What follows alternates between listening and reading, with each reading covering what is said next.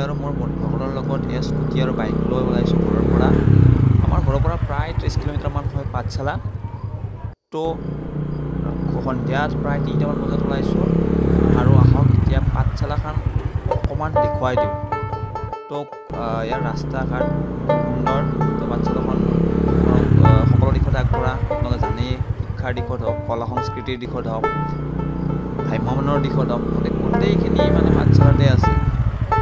তো ইয়াত আছে আপোনাৰ খুব সুন্দৰ এখন ইউনিভাৰ্চিটি, মাধৱদেৱ ইউনিভাৰ্চিটি।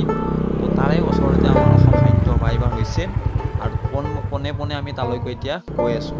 আৰু পাইছে অভয়াৰণ্য পৰিৱেশ, যিমান পাৰোঁ সিমান আগলৈ আগুৱাই আছোঁ স্কুটি লৈ, কিন্তু একদম মানে সমতললৈ নিব নিদিয়ে স্কুটি। আৰু এইবোৰ যে দেখিছে আপুনি, এই প্ৰদৰ্শনী হৈছিল দিনৰ ভাগত, এতিয়া সন্ধিয়া এইবিলাক হৈ যাই আছে।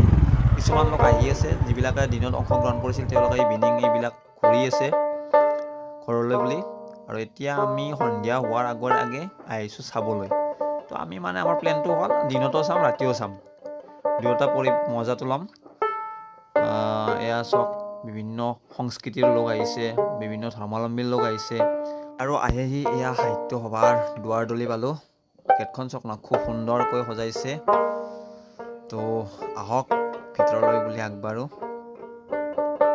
বিভিন্ন সাহিত্যিক, বিভিন্ন গীতিকাৰ সকলৰ মানে মূৰ্তি সজাই ৰাখিছে। তো খুব এটা ভাল লগা পৰিৱেশ। আৰু আহি আমি মুখ্য আকৰ্ষণৰ বিন্দু হ'ল প্ৰদৰ্শনী। তো চাওঁ কি আছে প্ৰদৰ্শনীত। তো খুব ভিৰ, যথেষ্ট ভিৰ। এয়া চাওক মানুহৰ ভিৰ পৰিৱেশ মানে। আৰু ইয়াৰ মুখ্য আকৰ্ষণটো হৈছে জাপিটো, আপোনাৰ এইটো যিটো আমাৰ ৱৰ্ল্ড ৰেকৰ্ড কৰিবলৈ সক্ষম হৈছে, অসমৰ জাপি। তো এইটো চোৱা মানুহ যথেষ্ট ভিৰ। আৰু ইয়াৰ উপৰিও বিভিন্ন আৰু এইখন চাওক, খুব সুন্দৰ কাঠেৰে নিৰ্মিত এখন গাড়ী বনাইছে।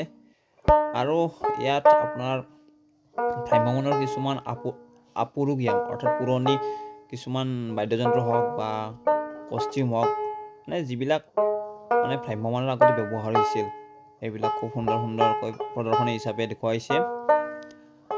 আৰু ইয়াত আপোনাৰ কাঠেৰে নিৰ্মিত কিছুমান সুন্দৰ মূৰ্তি আহিছে। আৰু আপোনাৰ ইয়াত চাব লগা হিচাপত দোকান পোহাৰো আছে। তো আৰু